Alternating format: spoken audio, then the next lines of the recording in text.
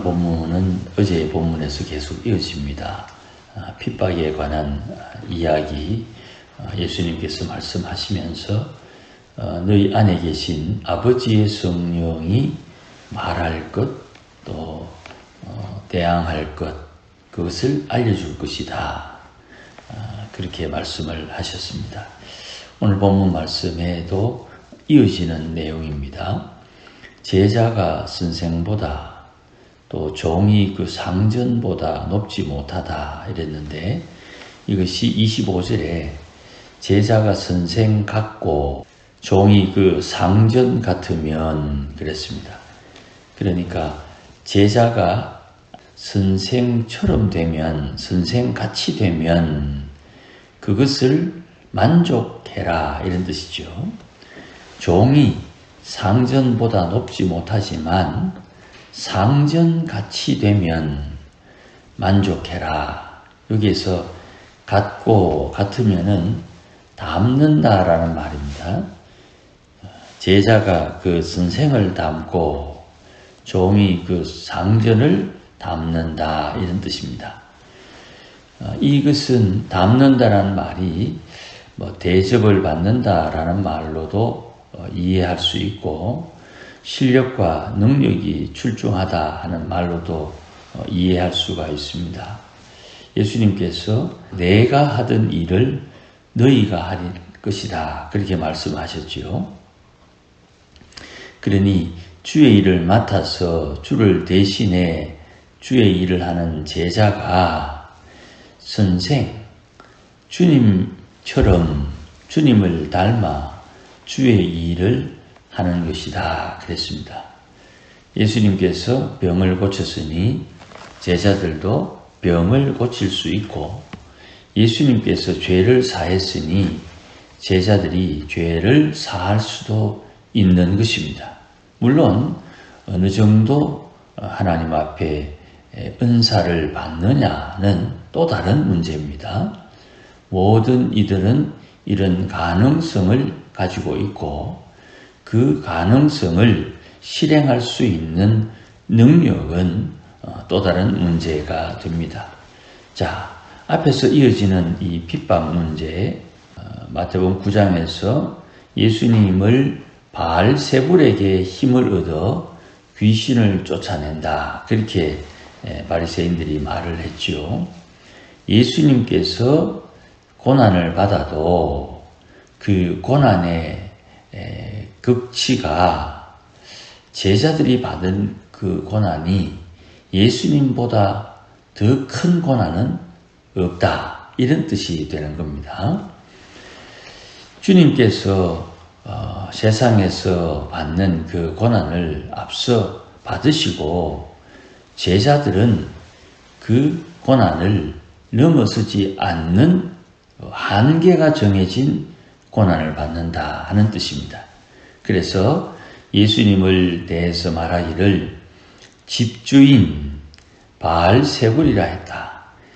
이 주인이 예수님이 되면 바알세불, 예수님을 바알세불로 사람들이 취급을 했는데, 그 집사람, 제자들은 그 주인을 바알세불이라 했으니 그 집사람들이 당하는 것은 말로 표현해서 뭐하겠느냐 하는 그런 의도로 예수님이 말씀하신 것 같습니다. 실제로 바알세불이라는 말이 집의 주인이라는 뜻입니다. 그런데 이 바알세불이라는 말, 용어를 집의 주인이라는 말로 표현하고 그 의미를 귀신의 집의 우두머리다 그렇게 이제 표현을 하고 이해를 하는 것이죠. 그러니 고난과 함께 생각해 볼 때 예수님을 바알세불, 귀신의 왕이라고 사람들이, 특별히 바리새인들이 반대하면서 언급을 하는데, 예수님의 제자들, 그 사람들은 당연히 세상으로부터 고난을 받는다. 그러나 그 고난의 한계치가 정해져 있다. 주님이 받은 고난 이상 큰 고난을 받지 않는다. 그러니 26절에 두려워하지 말라 그렇게 말씀하는 겁니다. 세상의 고난을 두려워하지 말라. 이 고난이 의외로 어떤 선한 역할을 합니다. 26절 말씀에 감추인 것이 드러납니다. 고난을 통해서 감추인 것이 드러납니다. 숨은 것이 알려집니다. 고난을 통해서. 그러니 내가 세상을 살면서 주의 이름 때문에 받는 고난은 생명의 역사가 드러나게 되고 빛이 드러나게 되고 거기에 악함이 드러나게 되고 거기에 저주가 드러나게 되는 것입니다. 그러면 하나님의 일에 필요한 빛이 드러나기 위해서 고난을 이해해야 되고 고난을 받아들여야 되는 것입니다. 물론 고난받는 사람은 죽을 지경이지요. 회의감도 들고 답답함도 들고 괴로움도 이루 말할 수 없을 겁니다. 그러나 그 고난을 통해서 무언가 하나님의 일이 진척되고 있다는 것을 분명히 이해해야 됩니다. 이것을 고난신학 그렇게 이야기를 합니다. 출애굽의 사건들을 통해서 볼 때 그냥 하나님 내 백성 데려간다 하고 이렇게 데려가면 좋겠는데 이 10개의 재앙, 이 10개의 재앙을 통해서 하나님이 어떤 분인지를 드러내시죠. 그 하나님이 어떤 분인지를 이해하고 용납하면 되겠는데 바로가 용납하지 않고 이해하지 않고 계속 거부합니다. 그 거부함을 통해서 하나님을 대적함을 통해서 상대적으로 고난받는 이스라엘을 통해서 하나님의 거룩함이 드러나게 되는 거예요. 그러니 두려워하지 마라. 그 고난을 통해서 감추인 것이 드러나고 숨은 것이 드러난다. 또 내가 너희에게 어두운 데서 이르는 것을 광명한 데서 말하며 귓속말로 듣는 것을 집 위에서 전파하라. 이 복음을 전거하는데 이게 쉬쉬해서 숨겨서 하는 것이 아니라는 것이죠. 왜 그렇게 해야 되느냐? 28절에 몸은 죽여도 영혼은 능히 죽이지 못하는 사람, 몸과 영혼을 지옥에 멸하는 분, 이 두 존재의 비교가 두려워할 자와 두려워하지 않을 자를 분간하는 기준이 되는 겁니다. 사람들, 우리 주위에 있는 사람들은 몸은 죽일 수 있지만 영혼은 죽이지 못하지요. 그러니 몸과 영혼을 지옥에 멸할 수 있는 권세를 가진 분, 또 몸과 영혼을 능히 지옥에 멸할 수 있는 권세를 받은 사람, 권세를 준 사람에게 권세를 받은 사람, 그를 두려워할 줄 알아야 되는 거죠. 몸을 죽인다고 영혼이 죽지 않습니다. 영혼은 불멸이지요. 예수님 지옥에 대한 이야기를 할 때 마치 불 가운데 소금을 던져 넣으면 소금이 튀듯이, 그리고 영혼이 사람이 죽고 난 뒤에 지옥에서 고통을 느끼죠. 그것이 영의 지정이 인격이 되는 것입니다. 이 부분은 나중에 따로 기회가 되면 말씀을 드리는 것이 좋겠습니다. 이렇게 멸하실 수 있는 분이 29절 말씀에 참새와 또 30절에 머리털에 대한 비유를 말합니다. 성도가 참새라는 말이 아닙니다. 성도가 머리털이라는 말은 아닙니다. 그러나 그분은 참새와 머리털을 다 헤아리고 허락하신다는 것을 강조합니다. 그러니 몸과 영혼을 멸하실 수 있는 분, 그분을 두려워해야 되는 것입니다. 그분이 허락하지 않으면 참새 2마리가 땅에 떨어지지 않는다. 그분이 허락하지 않으면 머리털 빠지는 것, 그거 허락함으로 되는 것이다. 이런 뜻이 되는 거죠. 그래서 성도는, 제자는 참새보다 귀하다. 참새도 허락을 해줘야 매매가 되는데 성도, 제자는 더더욱 하나님은 귀히 여기신다. 그렇게 말씀을 하는 겁니다. 두려워하지 말아야 될 이유, 두려워하지 말아야 될 이유, 이것이 우리 신앙에 잘 새겨져야 되는 거죠. 기준이 확실히 있어야 되는 겁니다. 또한 32절 33절은 베드로를 느끼게 합니다. 누구든지 사람 앞에서 나를 시인하면 나도 하늘에 계신 내 아버지 앞에서 그를 시인할 것이다. 누구든지 사람 앞에서 나를 부인하면 나도 하늘에 계신 내 아버지 앞에서 그를 부인할 것이다. 베드로가 여기 딱 걸리죠. 두려워할 자를 두려워하지 않으면, 두려워하지 않아야 될 자를 두려워하면, 주님 앞에 내가 인정받는 방법은 주님을 부정하지 않는 것, 주님을 시인하는 것, 인정하는 것. 주님을 인정한다 할 때에 주님이라 예수님의 존재를 말하지만 예수님의 존재는 하늘나라로 성귀하셨으니까 이 땅에 없지요. 남은 것은 주의 이름이 남는 겁니다. 주 예수를 시인하면, 주 예수를 부인하면 그 결과가 달라진다.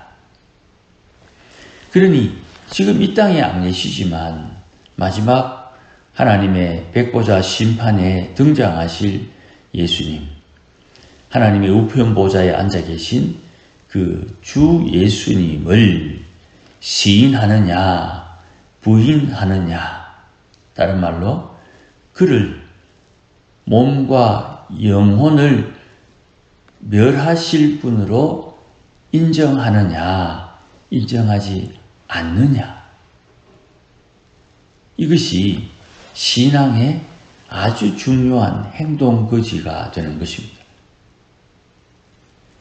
그분을 주인으로 모시고 그분을 내 인생의 왕으로 모시고 그 이름 귀히 여기며 사느냐, 그러면 주님 가르쳐 주신 주기도문에 하나님의 나라가 임하고 하늘에서 이루어진 주의 뜻이 이루어지죠.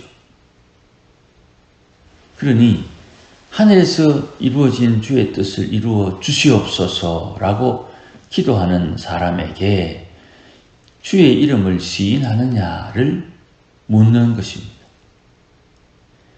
주의 이름을 부인하는지를 시험하는 것입니다. 우리 분명히 알지요.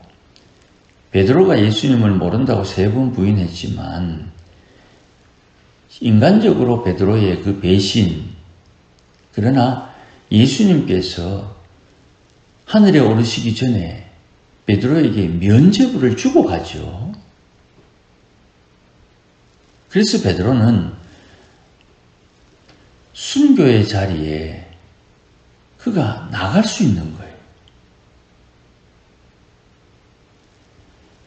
주님 말씀에 주를 시인하면 아버지 앞에서 시인하고 주를 부인하면 아버지 앞에서 부인하리라고 말씀하신 그 예수님, 예수님의 입에서 나온 그 말씀은 천하가 없어져도 반드시 이루어지는 말씀인데 그 말씀에 따르지 않고 사랑으로 그 말씀을 덮어 베드로에게 허물과 죄를 덮어주신 주님, 그분의 이름을 위해서 이제 로마에서 순교해야 되는 것은 당연하다고 베드로는 이해하고 순종하는 거예요. 주를 사랑한다 하는 것은 돈 많이 내고 다른 어떤 것으로 이해하면 안 됩니다. 용서받은 만큼 주를 사랑합니다. 용서받은 만큼 주님을 사랑하는 겁니다. 그러니 사람들이 측량 가능한 것을 말로 표현하고 또 자기의 상황과 형편에 따라 내가 하나님을 사랑하는 것을 양으로 표현할 수는 있지만 근본은 용서받은 것에 있는 것입니다. 내가 스스로 이건 엄청난 용서다. 얼마나 큰 용서인지 알지 못한다 하는 자기 주관적인 크기에 따라 용서의 크기가 정해지는 것입니다. 그러니 다른 사람이 얼마나 크게 용서받았다. 그거는 별로 중요한 게 아닙니다. 용서는 내가 받는 거예요.